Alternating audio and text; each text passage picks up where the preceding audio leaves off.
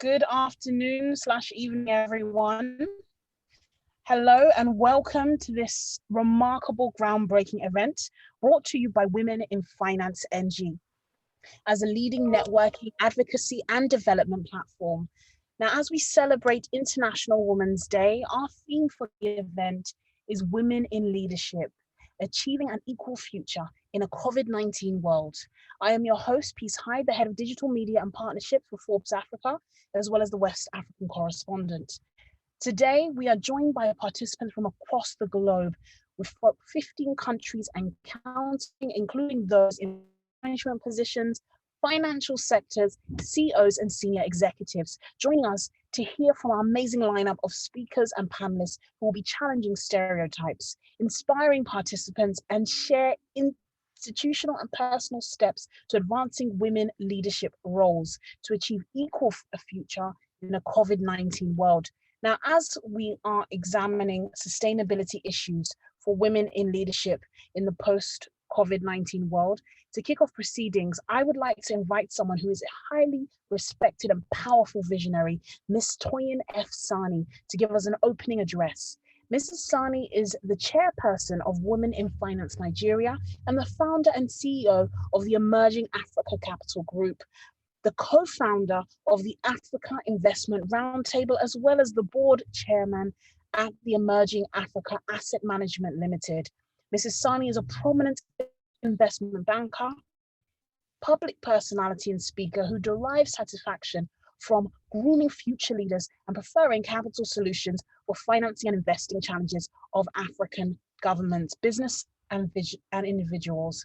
Ladies and gentlemen, please join me in giving an extremely warm welcome to the remarkable Mrs. Toyin F. Sani.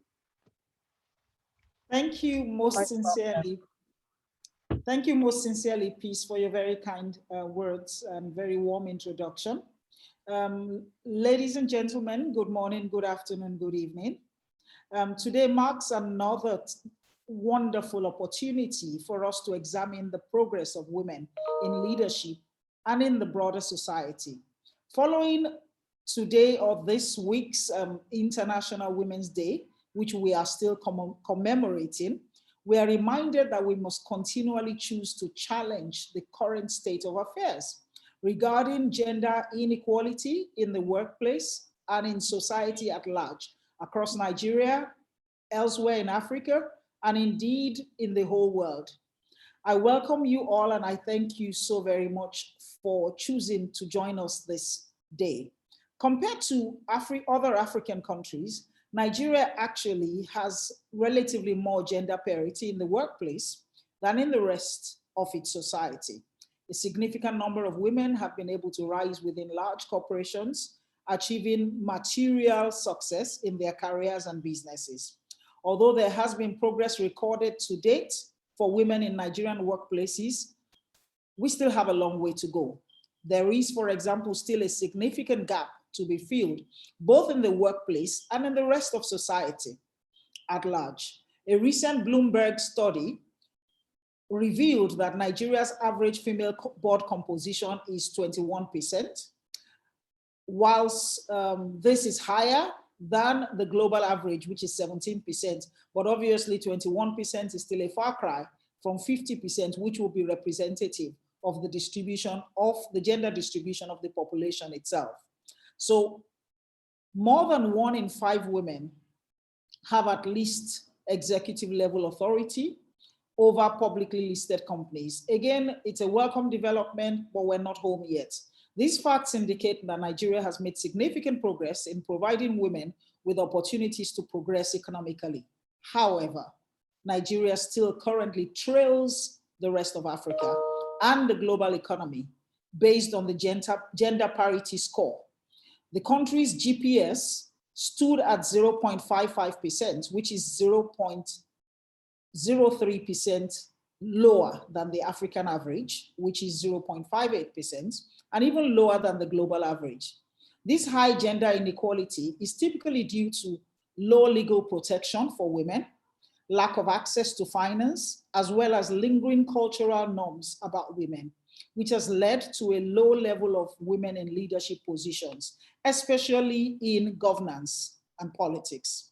So what can we do to ensure that we see more women in leadership in the medium to long term? There are key actions to be taken, and these include investing in human capital development, greater economic opportunities and access to finance for women entrepreneurs, leveraging technology, a shift in attitudes concerning women, and of course, enforcement of relevant laws and regulators. To examine these and many more relevant issues, we have assembled today a fantastic panel of experts from all across the world.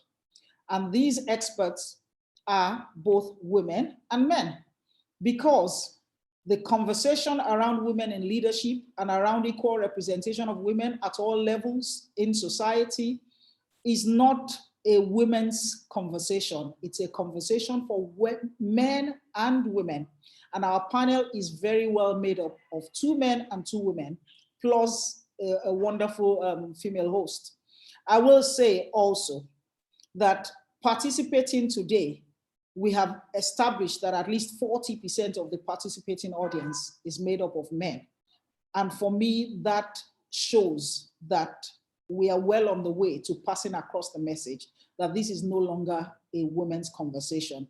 This is a global conversation for men and women.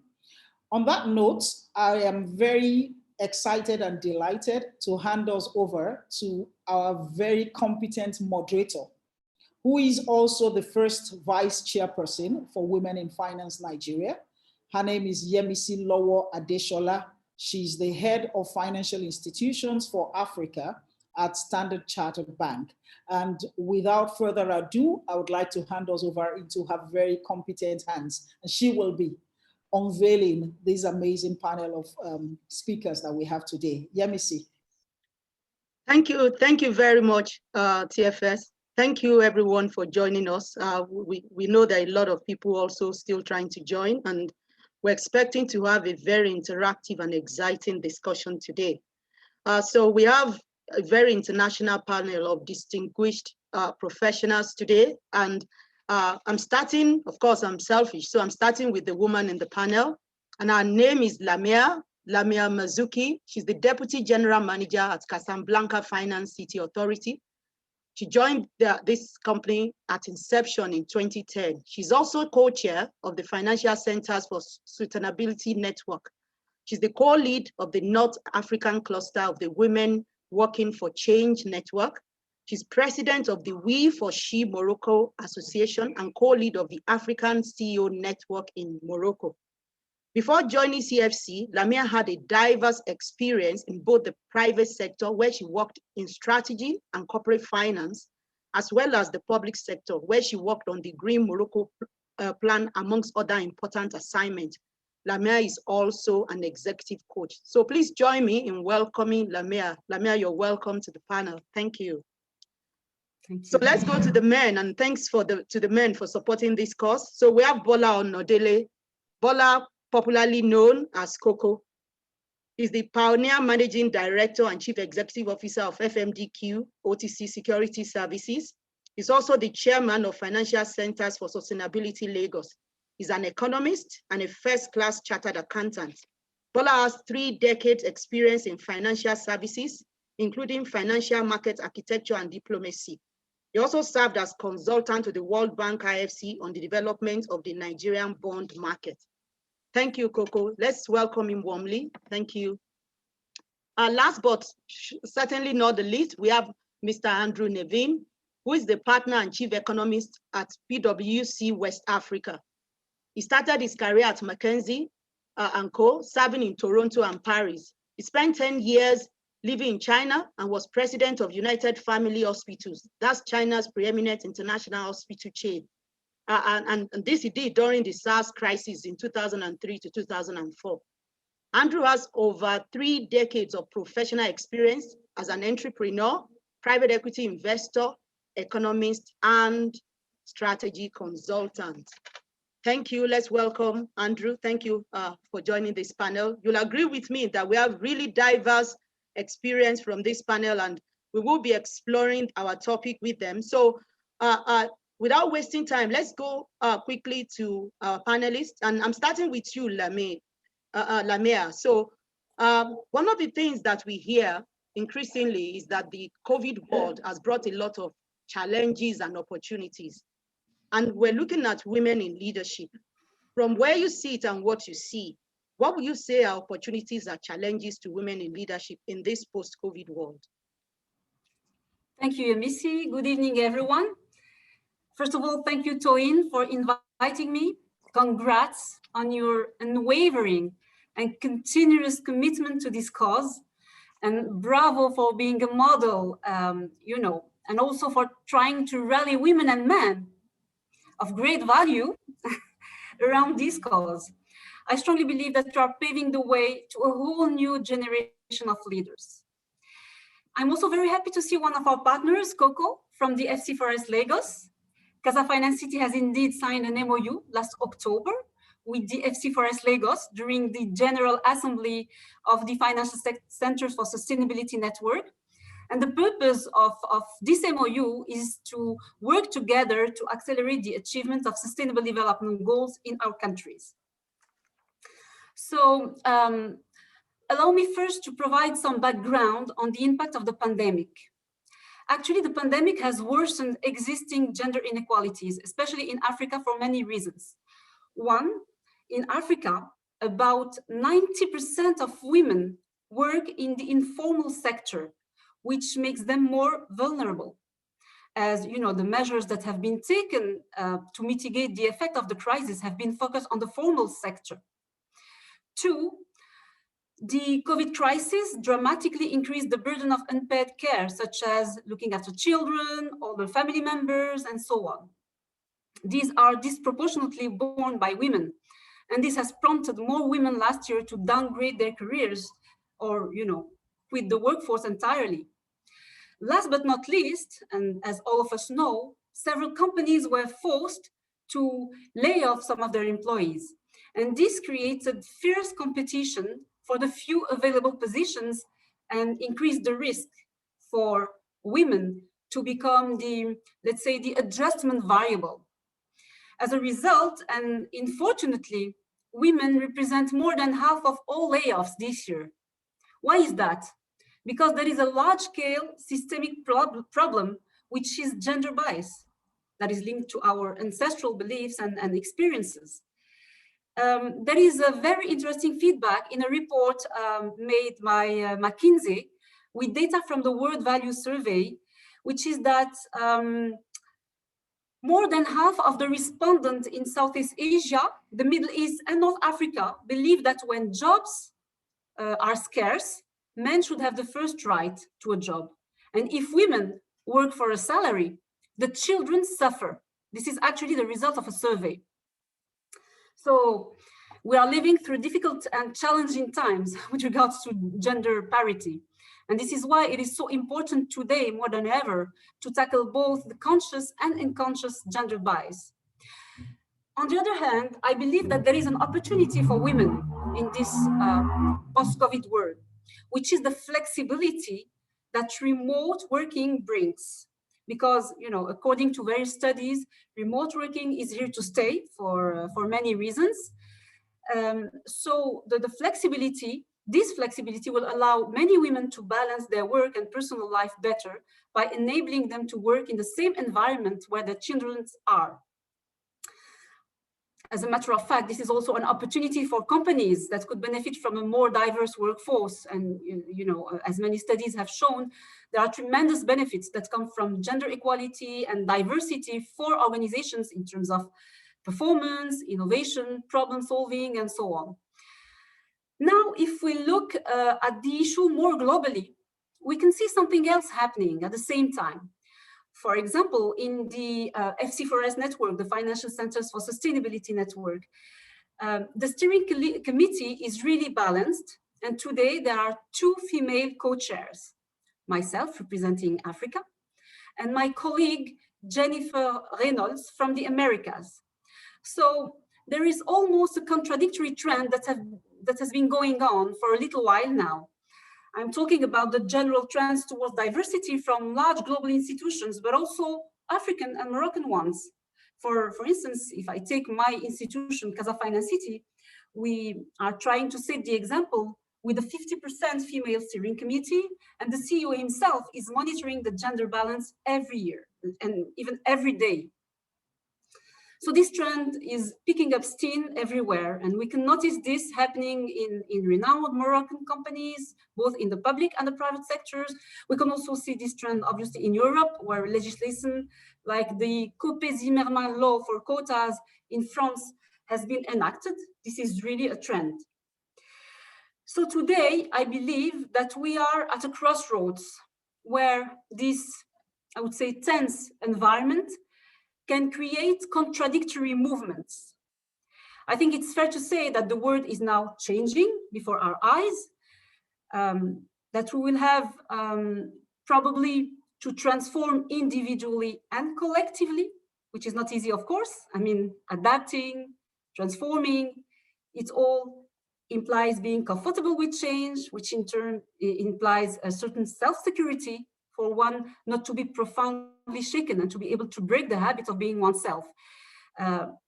This is true for women, but also, and maybe even more for men. So we are at a crossroads where building together collectively with both women and men is critical. And as Toyin said, obviously this conversation is no longer a women conversation. And we have a unique opportunity to create a new system that is fairer and more sustainable. And I think that it's the collective intelligence of different networks and communities that will allow us to come out on top of this crisis. Yemisi, to illustrate these ideas in a more concrete and pragmatic way, I can share some of the actions that we took within my own network. So what do you think? Should I go on, or would you like to hear from Andrew and Coco first? Please go on, go on. Thank you. Yeah.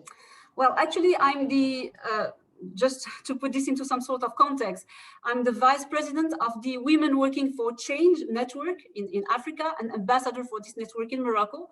But I have also created a female networking association in Morocco named We for She Association. This association actually represents officially the Women Working for Change network in Morocco.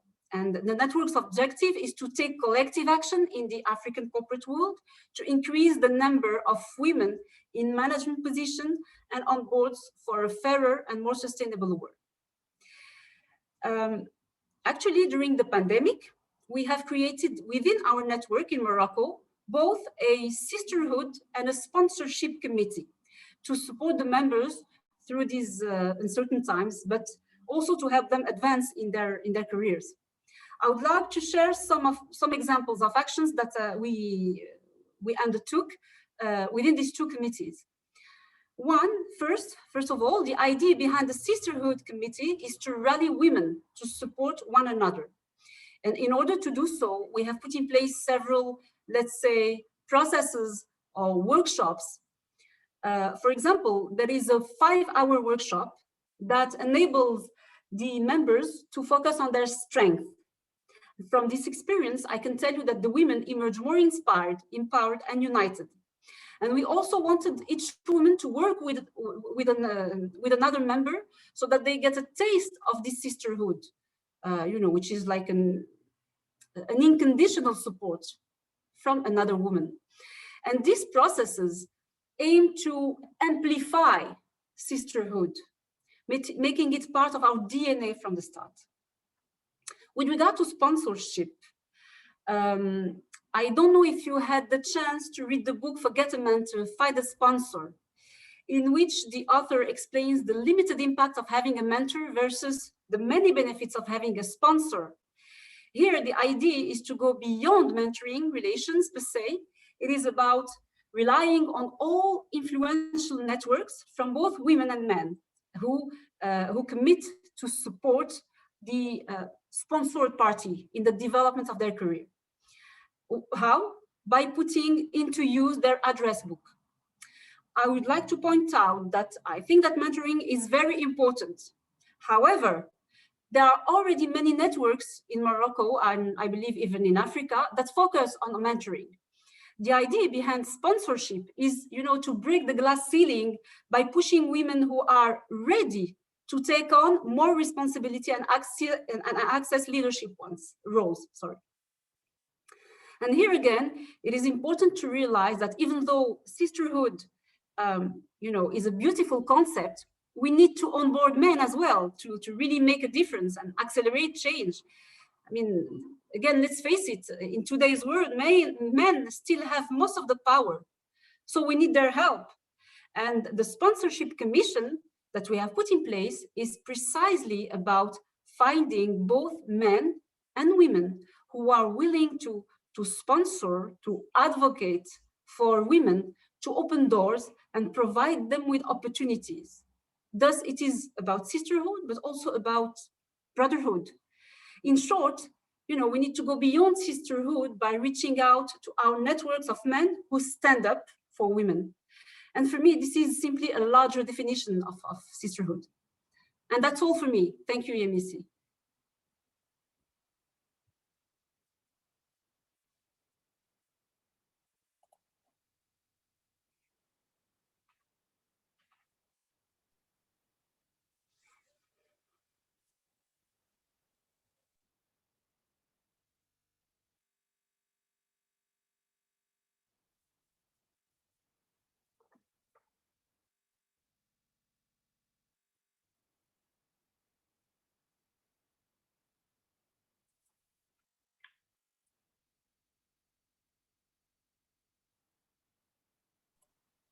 I think we lost Yemisi, right?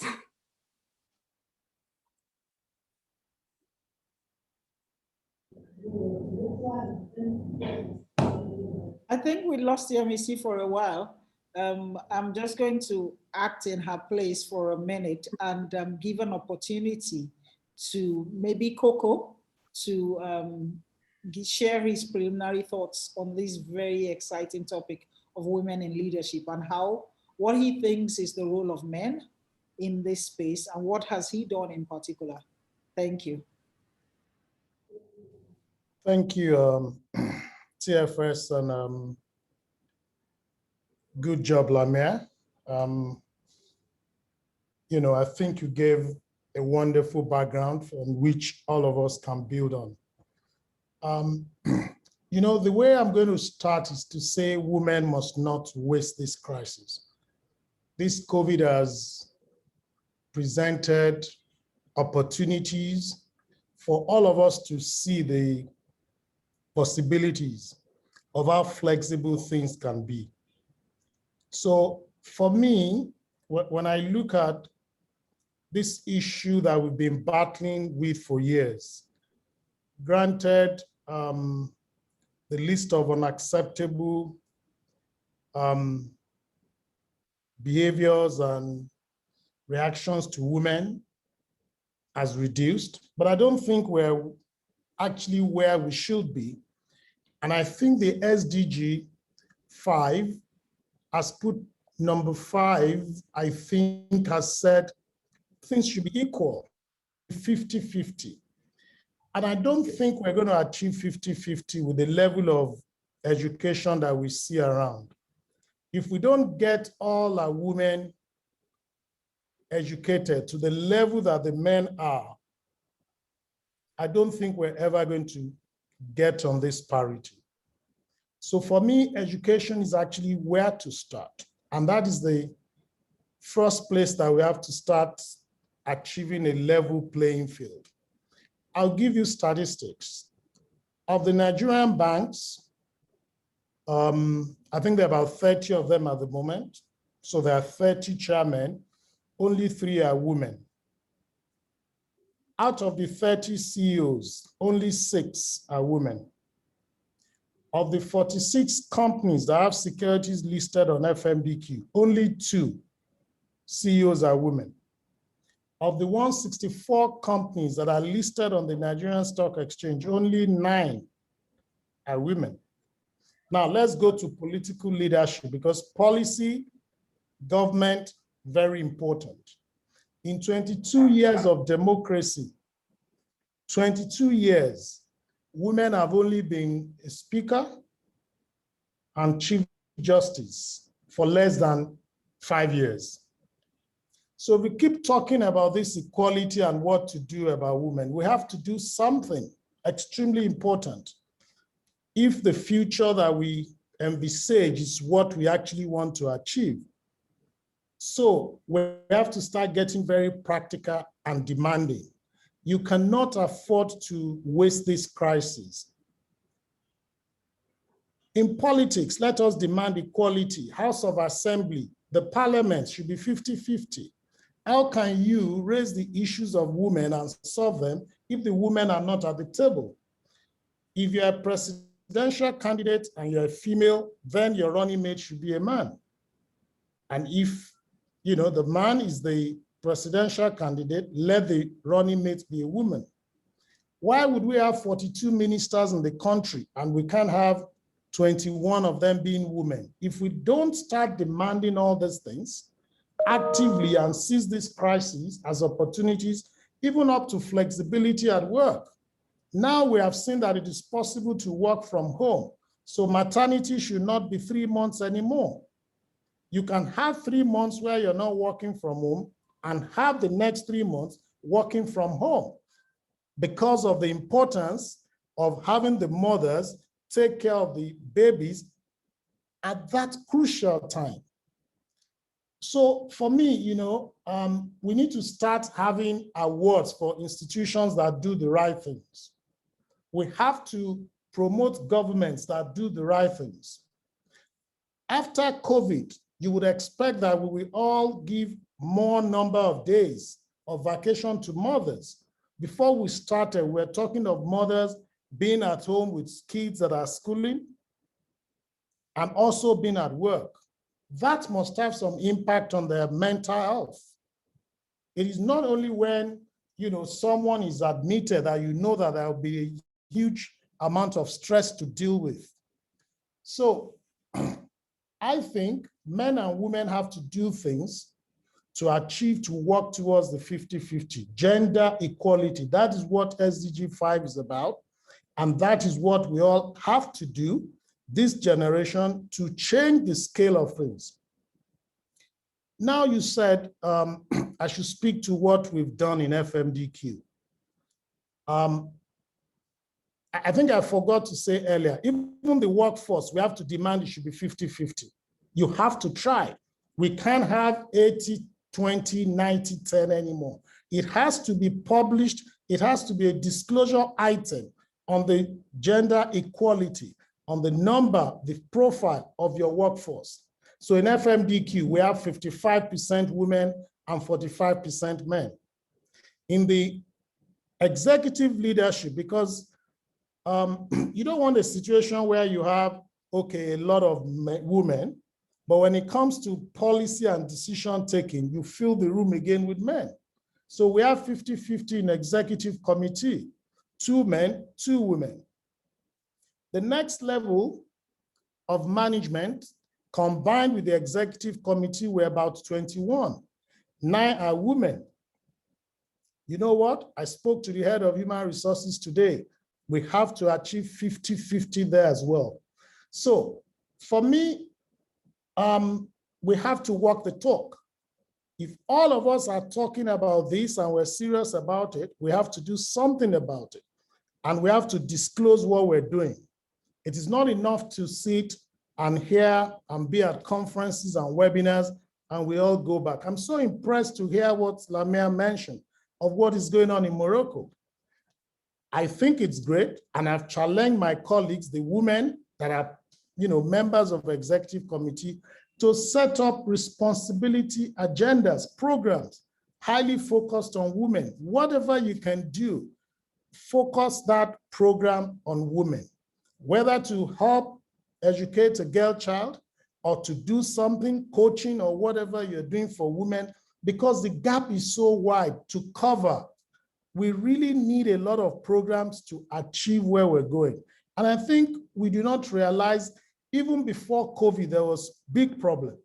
Listening to Lamia, it appears the problem is bigger than what we had before COVID. So I think we have a lot to do. I will allow others to speak, but I think we need to move away from talking to actually having programs, and those programs have to be monitored and measured and disclosed. So these things become a serious issue. We have to force these things to happen. It's just the only way. If not, it's not going to be great. And I've got 2 daughters, so I want a great future for them. And I don't want a situation where all the usual issues would impact their progress and future. Enough of the way the world has been. We need to be serious about the change. Thank you. Thank you. Thank you so much, Coco. And apologies, new way of working. My internet started messing up. Thanks for very insightful views. Just to go back quickly, and Andrew, I'm coming to you now. When Lamia was speaking, she said something which I wrote down. She said women are most vulnerable, which we know. But interestingly, she also mentioned that during this period, what we've seen is that, you know, many of the women have had to downgrade their careers. And when there are fierce competition, it affects the women much more. Okay, Coco mentioned that it's just we've just gone around this for too long, and we have to do something about it, not just speaking about it. From where you sit, what would you advise women leaders, you know, to be doing to position themselves for evolving opportunities, one, and to challenge the things that we're seeing? I mean, it's good to hear Coco. I have 2 daughters. He doesn't want his daughters to face this world. We're looking for an equal world. What do you see from where you sit, and what should we be doing?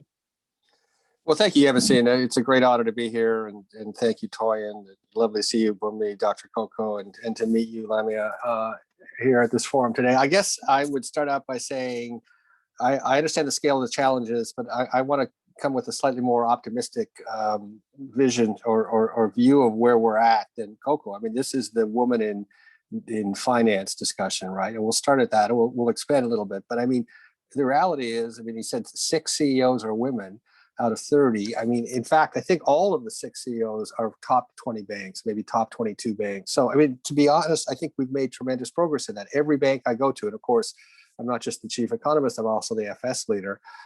Every bank I go to, there are women in senior positions, in ED positions, in the line positions on that. And we can name Bola Adeshola, of course, from your organization, who was the CEO here, the MD here, and now is vice chairman of Africa.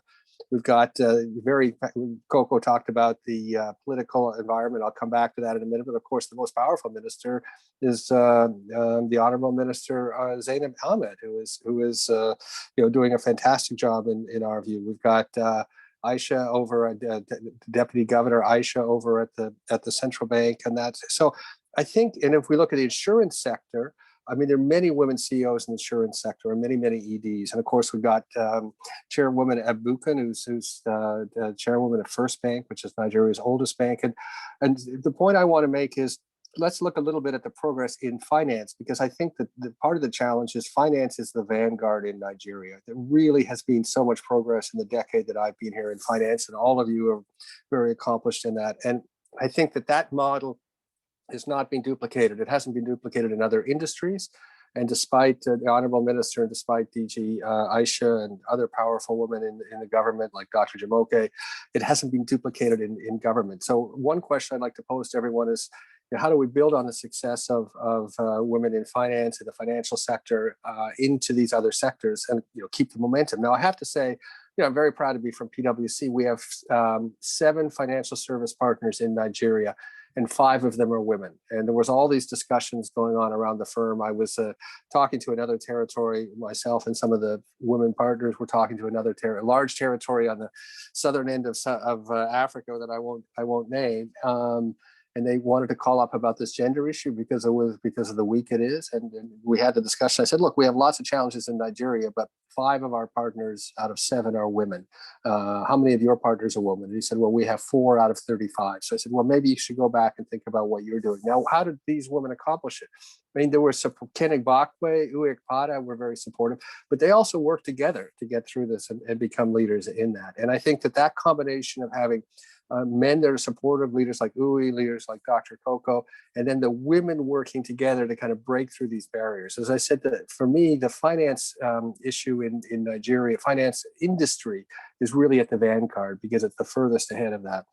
But stepping back from all this, at a very global level, any organization that is not 50% women is underperforming. In fact, I hope it's not recorded. I might say 60% women. If you're under 60% women, you're not performing at your best. I mean, just the reality is, if you look around the world, the places that are the best run are run by women in a political sense. I mean, we look at New Zealand, we look at Iceland, we look at, Scotland up until recently, for example, and it's all run by women, all thinking about broader conceptions than just GDP metrics. They're thinking about well-being, about SDG sorts of goals on that. So we need women in all of these sectors on that. But what I'd like to see in Nigeria and in West Africa is build on the success that women in finance have had in Nigeria to expand out across every sphere of activity in our nation.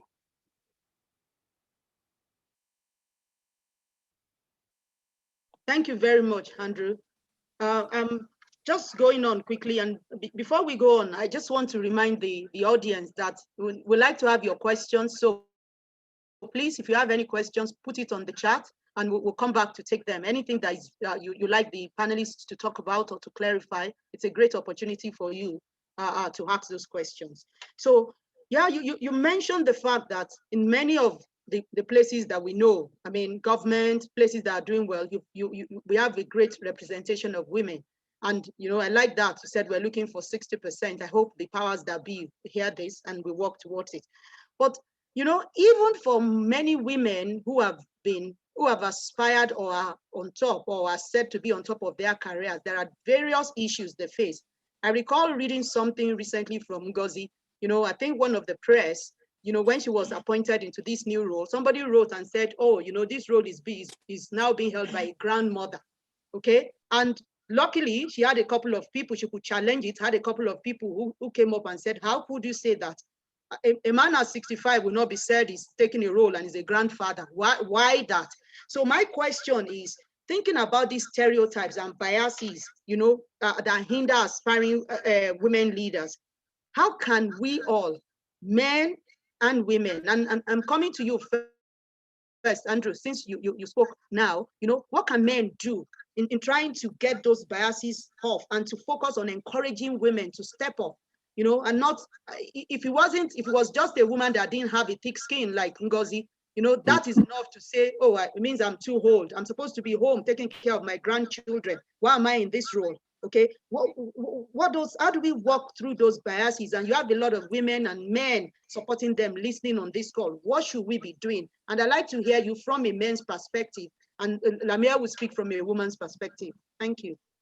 Well, it's a very good question. And obviously, in some situations, you're limited in what you can do. I guess my counsel would be, the women that are on the track to become leaders, go work with men who are also supportive of you. So men that are not supportive of this agenda, who don't get it, who are living in a different age, whose companies are going to underperform, to the extent that you can, just refuse to work with them. So, I mean, go work with something like Coco, go work with something like Uwe, go work with some, I mean, of course, we have many EDs that are women in finance. So the MDs have helped select them. Go work with those MDs that are already on the track as much as you can, and then have that organization outperform the organizations that are not drawing on all the skill sets. And at the same time, continue to build the women's network. I mean, if you go back at PwC, why did those 5 women become partners at PwC in financial services? Well, they came up through the system together, they supported each other, and there absolutely are challenges. I mean,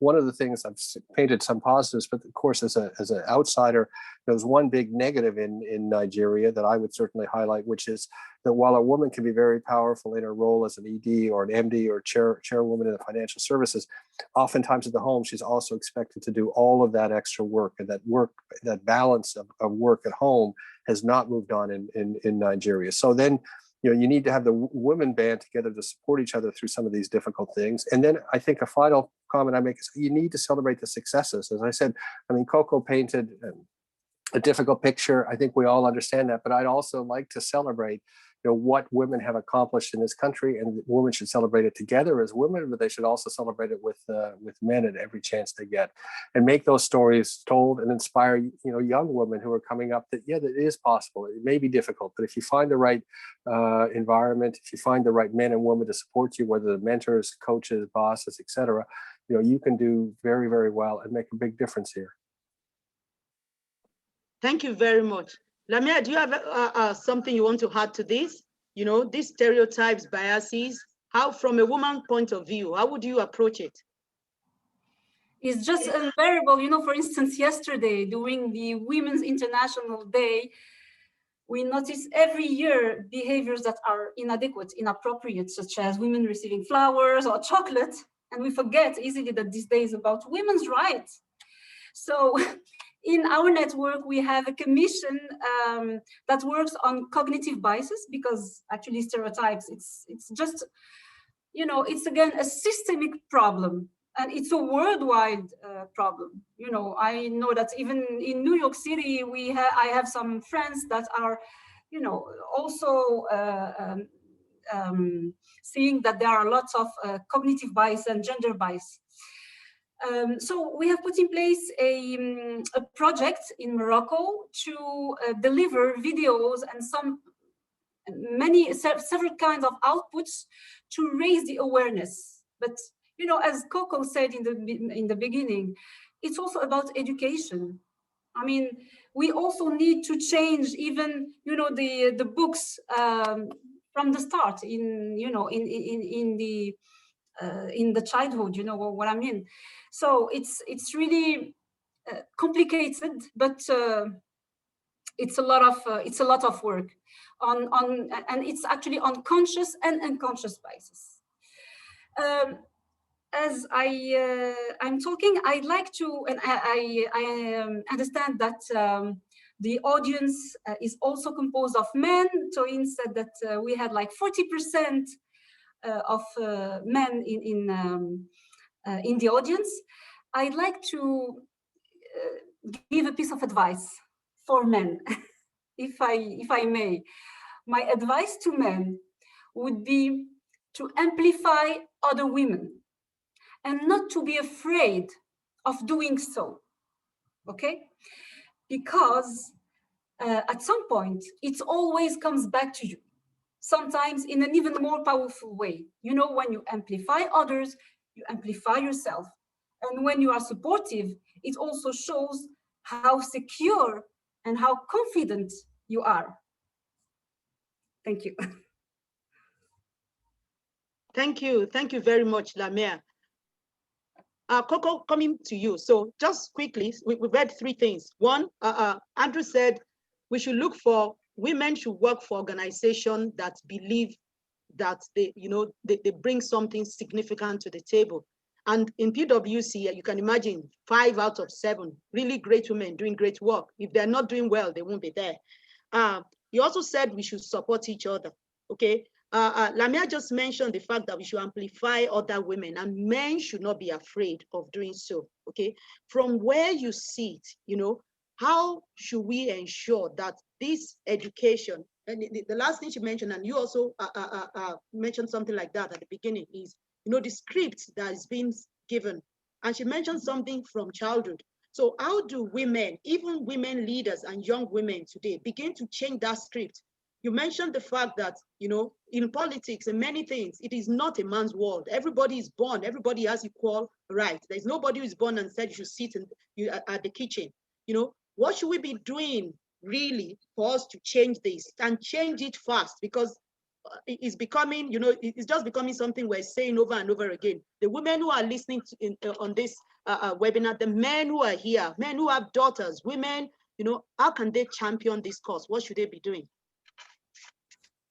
Thank you, MEC, and I think Lamia hit one spot about the literature, the books kids start reading, the T-shirts that are made, things that are sold, toys. You won't, don't discount the impact of all those things. When the shirts read, I would like to be as smart as daddy, but they want for women to be as pretty as mommy. What are we trying to say here? There's so many of such situations that we have to deal with. You know, I'll tell you a story. I mean, my kids were, you know, in the sitting room with me and they were thinking of playing Monopoly. They were quite young then. And the boys told my daughter, you go to the kitchen and with the cook be making what we're going to be eating. I was lucky I was in the sitting room when that was said. And I was like, I don't understand. Why is she not playing? Why is she the one to be organizing, you know, things to be coming to the table whilst you're playing Monopoly? And I insisted she needed to join. And you know who probably won the game. You can guess who won the game. But I don't even know how the kids, boys, I don't know if it's in the genes, how we just believe as young as we are that, you know, it's the man's world. I don't know how it happens. So if we're going to start talking, challenging these things, we have to start right from, you know, when these kids are aware of the environment and things, and to start telling them you are equal. Nothing like the girl is weaker than the boy. There's nothing like that. Or this is the preserve for boys. Girls cannot study this. Girls can't do that. And I think there's a lot of it to do. And I love education because that is where the woman knows her rights and takes a decision about herself on what she thinks is best for her and can process what is being, you know, and can challenge things. All this, you know, us being ready to challenge is because people here, people are educated and can speak. And we have to look at the country and Africa to know that there's a lot of work to do on education, a lot. If we want to migrate women to the point where they will demand equality, I mean, I'm quite jealous when I heard what Andrew said about 5 partners out of 7. No wonder they're doing very well. I want FMBQ to be extremely successful. The women have played tremendous role in getting FMBQ to where it is. They're stable, they're solid, they work hard, they've moved the institution of 7 years from where it started as a startup to where it is today. And that's because we listen to these women when they speak, because we respect their views. Their views are not just discounted as if they don't mean anything. Because as Andrew said, look at the countries that have done well with COVID and check who the leaders are. Germany inclusive, he mentioned New Zealand, Iceland. Women bring something that we haven't figured. Some of us have figured it, that if you want to be successful, you need women in your team. But what Andrew has done ahead of me now is he's done more than 50-50, and I have to think of getting this thing higher than 50%. Thank you. So much, thank you. Just before we have a couple of questions from the audience. Just before we go, there is always this stereotype also that is spoken about, you know, issues about networking and the boys' club. And you see that many women leaders get intimidated with that. I mean, it's almost like if you are not an extrovert who could go to the business dinner, stay out late, then you're limited. There's a glass ceiling. You know, in your view, how do women, you know, navigate this in their career? And I'll appreciate if Andrew, do you want to, because you like Coco said, you have 5 solid women leading out of 7. You know, do they go to every of your parties? Are they out all night? What do you think they've been able to do well? Well, I think within the partnership at PwC, I mean, it's so ingrained in the partnership that you know, that part's worked internally for us. I can't speak kind of networking on the outside, but I think Lamia put her finger on it. I said the problem with this kind of old boys networking stuff is it kind of plays up to our cognitive biases, right? So then you kind of are perpetuating, and I think that she hit the nail on the head that maybe we need some education on these biases. So for example, I'm on the West Africa Roads Committee. This year, I mean, it's very difficult for us. It's chaired by Ike Chioki, Fatimata Koko's on it. It's more than half women in the committee. But, you know, these are looking for the very best students to go to Oxford for the Rhodes Scholarship.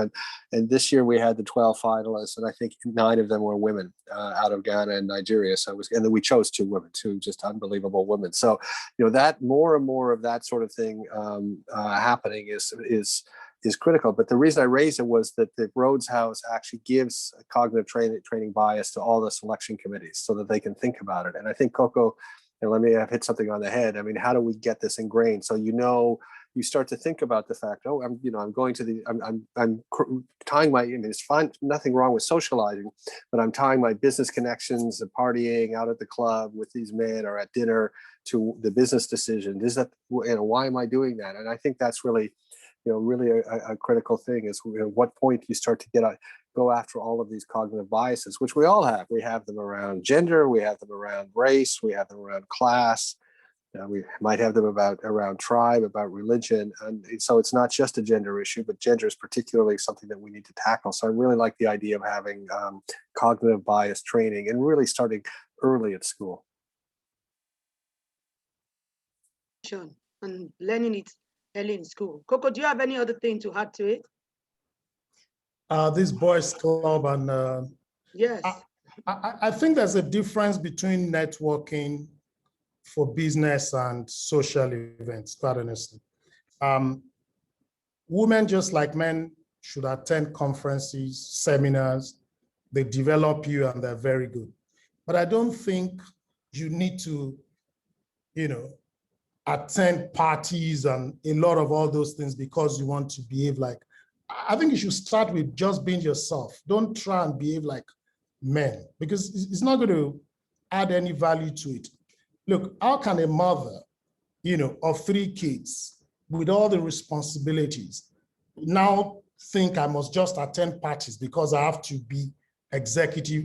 And it's very wrong. We shouldn't expect that, and they shouldn't do it. We have to deal with these issues and we have to demand it. You have enough stress to cope with. I read Becoming Michelle Obama's book. And there was a particular page where she described getting to work after dropping kids in school, going to pick them, just having a break in her car to have lunch, and then taking them back home. Then she goes back to work.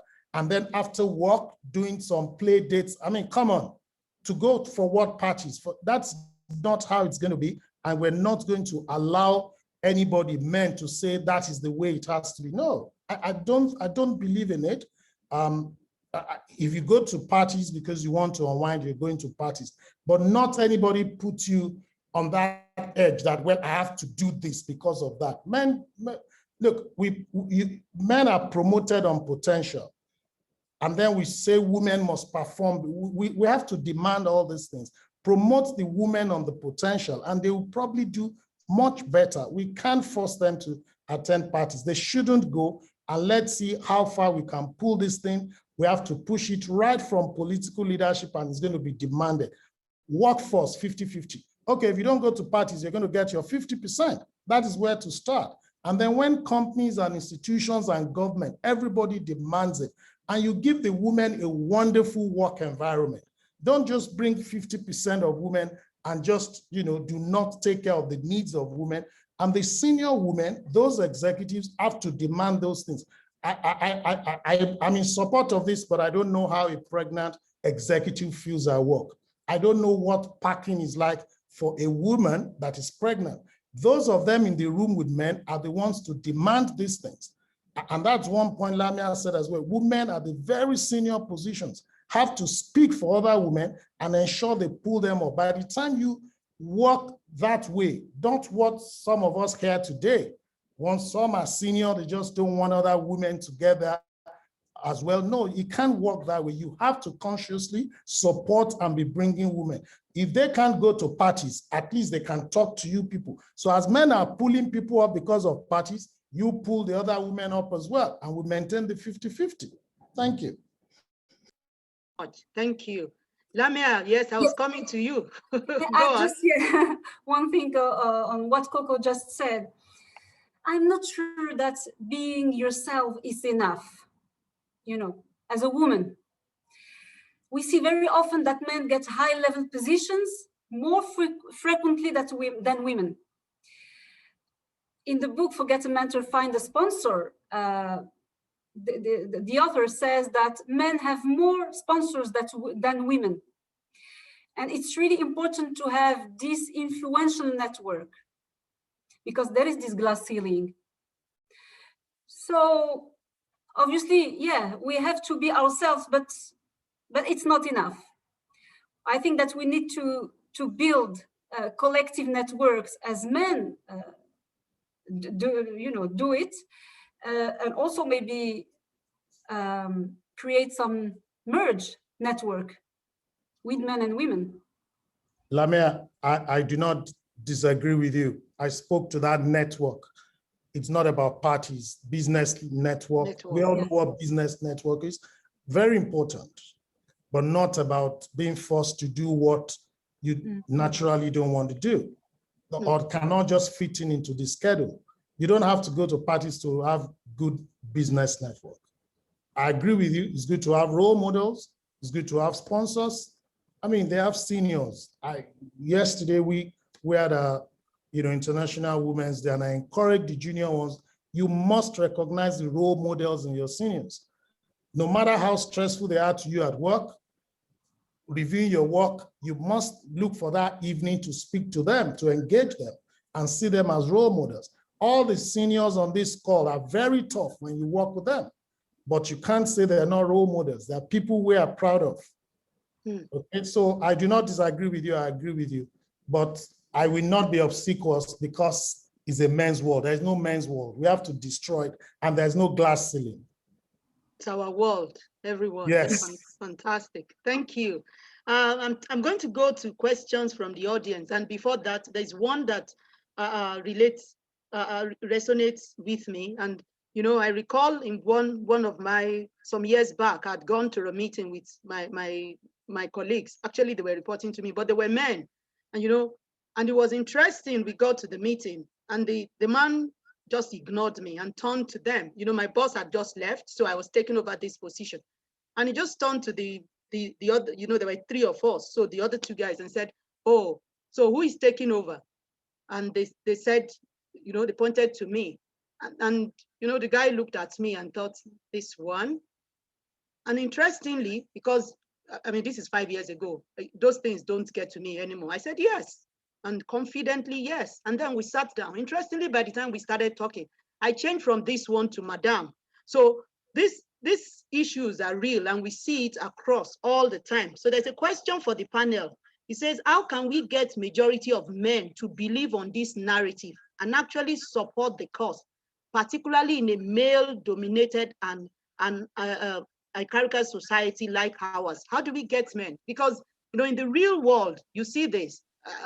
Ordinarily, you see those things and you probably think, oh, the man doesn't think I can do it. Or you go to a client's meeting and the man, because it's a man and we see a lot of men around, he wants to speak to a man and I'm the boss. So, how do we get men to begin to change this attitude, and also women to begin to see it doesn't make a difference? I like Coco's word. It is not a man's world. It's our world. We're all here.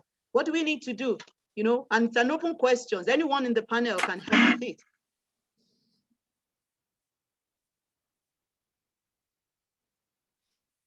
Well, I think it's obviously a difficult question to change the world on that. I guess the point is, in a place like Coco's or a place like PwC, internally that doesn't happen, right? Coco is not going to put up with any man that has these kind of biases, these ludicrous biases, and that person's not going to thrive. So we need more and more organizations where men who do not treat everyone equal and don't respect women don't thrive and don't get promoted. And I think that at the board level, there's lots of research globally around the world that shows all the points that have been made by Lamia and Coco, I made them as well, that organizations that have a gender parity perform better on that. So then the board has a responsibility to say, if they really want the organization to perform well, they need to start from the top, right? Which is, they don't put up with these kinds of destructive behaviors, microaggressions that come in. The people that exhibit them don't get promoted, and hopefully eventually they're kind of pushed out or leave the organization.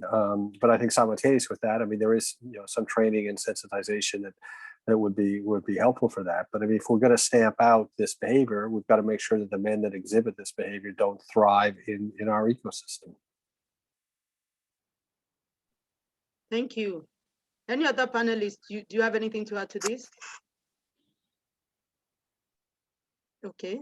I think Coco doesn't want to talk anymore. There's another question. It says, how can we mentor men to do more of the domestic chores so that the women can also attend the parties if they so wish? How can we mentor men? The timing of those parties, they won't want to, the chores are done by the time you're going to the parties. Can mentor them? I think it's what we should demand. And I was speaking with a colleague of mine yesterday. Those of you that are mothers, how do you treat your sons at home? Do you engage your sons right from the time you're engaging the daughters as to, you have to be in the kitchen, you have to do this with me, and you share all those things. You know, these things are not, some of you are delivering men that women wouldn't love to marry by the time they grow up because you've overprotected the son, you've had excuses for the son. I had been working I was working in the kitchen with my mom probably since I was 5 or 6, going to the market with my mother. I don't see anything, I didn't see it as what a woman must do. In actual fact, I may just do it better than you. If you think you can, let's have the competition who can clean snails better. I can take on some of you. Those are things I did. So if I'm in the kitchen with a woman, I don't sit or go away waiting for you just have to do everything. So it starts from that age, and you have to, even if you're not doing it, you're appreciative of it. So even if someone else is doing all that work, you're doing something. You're not doing anyone a favor because what is being done is being done for the home or for the family. And these are things that women should be demanding today, you know. And I've also heard that we fathers are not doing a great job as well. I've been told that we don't talk to the boys enough because we're just happy watching football with the boys all the time. And even when the mother needs attention, we're protecting the boys. So parents have a big role to play here, and probably men. We have a big role either at work or at home to say, do you know what, we need to help, even if to get the things in here or to do something. If someone is a better cook, I really don't want to ruin anybody's evening by saying I must cook. But whilst the person is doing that, what am I doing? I must be doing something. I must be useful. That is the way everyone can have, you know, a woman can be in the kitchen cooking for you and she's extremely unhappy about being there because you think all you can do is remote control, watching, you know, Man City play Man U. So we all have to change as a parent, as a, you know, as an executive, as colleagues. All these things matter, the way we, you know, all this differentiation on how we treat sons and daughters, what we tell them, what we don't tell them. And if you look at the sort of kids we're producing, the girls are appearing more solid, and that's because probably the mother spend more time talking to the daughters, and women just think it's just going to grow up and become great for the society. We hope they won't turn down most of our boys for being inadequate as partners. Thank you. Thanks, Coco. Sorry, can I just jump in on this? Just very interesting. Sorry, people may not realize this because I think Coco said something very important on that. I mean, there are countries where women have effectively gone on strike because of the way they're treated. So if we take China for a moment, just people listen to these numbers here, right? So of course, you know, you had the one-child policy for a long time, and sadly, as a result of this, people wanted boys rather than girls. So they had there's an excess of men of marriageable age of about 30 million in China. Last year, and of course, the country's getting richer, as you know, we hope Nigeria gets richer. Last year, there were only 10 million children born in China. They have a population of 1.4 billion. They will collapse this century if they don't do something about it. Now, what's going on? Well, the women are simply saying, what is in it for me? I marry this man. I have to continue working to earn a living because we need two salaries to survive. I need to do all the whole housework. In the Chinese culture, I need to also look after his parents. And they're simply going on strike. And the net result is a demographic catastrophe for China. They don't know how to solve it. So to Coco's point, if we don't move to equality, then I'm not sure civilization is going to subside. And it's not just China, Korea, Japan are exactly the same situation. I mean, we lament how poorly women have done professionally here. I try to highlight, I think in finance, but when you look at how difficult it is for women professionally in Japan, Africa and Nigeria in particular are miles ahead of that. But women will eventually go on strike if they are not treated in an equal fashion. So true. Thank you. We're getting close to rounding up the question time, but we have some interesting ones as well. So this one says, oftentimes for women, when talking about your accomplishments, your achievements, people take it as pride. People typically expect women to show humility by not mentioning their achievements. How can we handle this? Lamia, do you want to help? Sure. Again, it's again gender bias. Even from the person who is writing this question, because women are limiting themselves by internal beliefs. We have all internal beliefs. We shouldn't show that we want to have power, or we are afraid of so many things. Fear of being out. I don't know how to say it in English. Sorry. Fear of show off, showing off, and so on. So I think that we should all do a process of personal development, just to be able to be ourselves, as Coco said. And being yourself is not enough, but it's a good first step. The first step is to be yourself, to sit at the table, to be confident about your strength, and so on. Obviously, it depends on the situation where you can speak about your achievements and so on, and you can even, if you want to be more comfortable, you can write these achievements and make sure that it is not so show off, but you need to start at some point, and I think it's more a work on self-security. Thank you. Any other comment from our panelists on this before we move on? Okay, seems there's none. There's another one, and this is saying that, the comments, Coco's comments seem to be skewed towards women's role in this change, and that the finance sector is notorious for wanting women to perform as financiers, but also in marketing after hours as well. What do you have to say to this? This topic is one that is, Nigeria has been on for years, about the role of women in marketing and finance, chasing deposits. I don't think it's only women that are in those roles. Men are also in those roles, and some of them are successful. As Lamia said, you need to be self-confident. You need to have your self-pride and not do what you wouldn't do. Quite honestly, I had the argument with a colleague over the weekend about nobody can tell you, MEC, to do what you wouldn't do, because you have your onions, you are competent. I mean, Tony Sonny is here. You've gone through this finance as well. I mean, once you're competent, it changes the game for me, and that's where it starts. I get educated, I'm competent, you're solid. As Lamia said, not just be yourself, add something on top. I think they will offer you jobs, but if you have your self-pride, there are things you wouldn't do. Nobody will tell you to do it. Even if they do, you reject it and not take the job. It's not every job you're offered.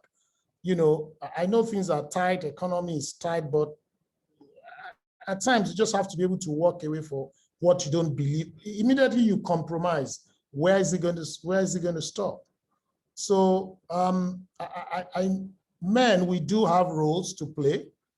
And that's why, for me, we need to start challenging things. I've also challenged, Toyin Sonny for them to institute awards for institutions on so many areas, not just about corporate governance. You can find a way of getting through some of these things. We don't have to name and shame, just keep giving some people awards for the great things they're doing about promoting this. We have major roles as men, I know, and some of us, harbor some of these stereotypes you're talking about without voicing them, but if we demand 50-50, whether you voice it or not, they're going to be there. And once the women are solid, they will be able to hold their own at those seats. So for me, those things have been discussed, women marketing, okay, but I know women that have been in marketing that have been successful with their self-pride intact. It is what it is, but as Andrew said, this thing is not going to be easy to achieve, but we must move the needle in our generation and continue until we get to that point. Well done. Thank you so much. So this generation has a chance to rewrite history, to change the way things are, and to begin for all of us, for all the way from the family unit to men and women playing an active role. What the panelists are saying is that it's not just a cause for women to champion. It is for all of us, because there is a lot of advantage if we have an equal world. Thank you so much. My last question is, you hear things about, should we have a percentage of women that must be senior in any organization? And you've had a lot of women say, I don't want to be put in a seat just because I'm a woman, because the man now think, oh, you got there because you're a woman. Or, how do we promote that actively? I think Lamia spoke about competency, making sure that you are confident in yourself, but where do you draw the line in between, yes, this organization says or stands for 30% women and we must put women there, or they have women who can hold their onions and they are promoting them? Where's the line? Andrew, do you want to start? Well, I guess I would be in the camp. I'm not in favor of quotas personally, but what I would like to see is sort of embedded into the kind of SEC, NSC kind of code of conduct that boards need to do an evaluation of this issue, and it needs to be transparent and deep, and then kind of publicized. So, I mean, I think that Coco was saying, we're not here to name and shame, but I think that for some of the numbers he cited, particularly outside of FS, where the numbers are really dismal in terms of representation, that should be studied, and there should be a report to the board and kind of start to shake them up in terms of their thinking. I mean, maybe even to the point where boards do require some kind of bias training and kind of go a little bit in that direction. That would be my direction of attack. I mean, I think the SEC and the Stock Exchange and FMDQ, they have a lot of power to shape the future of Nigeria on these sorts of things, and that would be where I might start. Thank you. Lamia? Yeah, I'm in favor of quotas, actually, because I know that 5% of CEOs are female in Africa, are women. So if we want to accelerate change, it's really important to have quotas. And on top of that, when you have a committee or a group or a team within which you have less than 30%, which is female or minority, this minority will then submit to the domination, to the dominating group. So it means that you cannot have, so this threshold of 33% is really important, because if you want to be performant as a company, you need to go over this threshold in terms of diversity. So I think it's important. And when we see, for instance, in France, they even established quotas by law. There is this Copé-Zimmermann law. You have 40%, the threshold is 40%, and they made, you know, a lot of progress in terms of gender diversity. And that doesn't mean that you have incompetent women in high positions, because competent women are here to, you know, we just need to find them. Thank you. Coco, last word from you on this. We have to round up.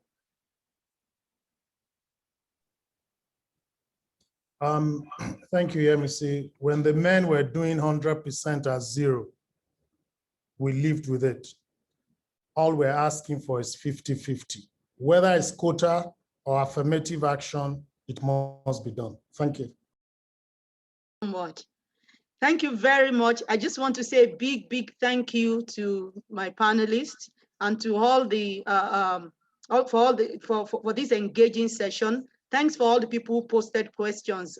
We tried to answer to get some of them answered. If there are those that we haven't, please we'll get back to you. So thank you for sharing with us your insight on this topic. I hope everybody benefited from it, and we look forward to many more in the future. I'll hand over now back to Bumi. Thank you. Thank you very much. Thank you. This has been such a wonderful event, and really I just can only say thank you. It has been quite inspiring and empowering as a woman. I want to especially thank all our panelists for you have added significance to this event with your presence, but also with the ideas that you shared and showcasing yourself as an example for women and your commitment to ensuring that we have gender balance in the workplace. I want to thank Lamia Mazuki for all that she has done so far, and of course, a strong, powerful woman. Thank you very much for sharing your ideas and being an example for womanhood. I want to thank Bola Onodele as well for his commitment to ensuring that securities quoted on the FMDQ have a gender balance. You have more women there, and the ideas that you have shared in terms of empowering women. I want to thank Andrew Navin for showcasing the example of PwC having such gender balance in terms of the partners and those women at the top. It is an example that we can showcase so that people know that having more women on the board or on top positions means that that organization would actually be more successful. I want to thank our moderator, who is also a member of the Women in Finance group, my able vice president, Yemisi Adeshola, for moderating. The questions were very, insightful. They ensure that everyone had a part of this session and balance the talking engagement. I also want to thank our host, the chair of the Women in Finance group, Mrs. Toyi Sonny, for actually, having this idea, pushing it, and all that you have done so far. Thank you very much. And also being an example, a role model for women to look up to. One of the key things that was said was that issue of networking. I think women need to network more. So all the women who have, showcased themselves today, reach out, get their phone numbers, email address, and so that you can actually engage with them. I also want to thank Pace. I hope she's still around, Pace Hyde, for her intervention. And thank you to all our participants, because without you, really the event won't be as successful as it is. Thank you for being engaged. Thank you for all the questions that you asked. And the onus is on everyone, especially the women who listened in, to actually implement those ideas so that we truly can have a world that is reflective of how God created it, both men and women. Thank you very much. Thank you. So thank you. I think thank you very much. So we do end the session. I think that's it from me. Thank you very much. Thank you, everyone. Do have a pleasant week. Thank you. Thank you. Thank you, everyone. Bye. Well done. Thank you. Bye. Bye. It was great to see you. Thank you. Thank Bye, you. Lamia. I'll Bye. get in touch. Bye, Coco. Yes. Thank you. Yes. Thank you, everyone. God Bye-bye. bless you. Thank You've you. been wonderful. Thank you, Bye-bye. Thank You're you. welcome. Thank you. Bye-bye. Thank you, ASN. Thank you. Thank you. Thank you.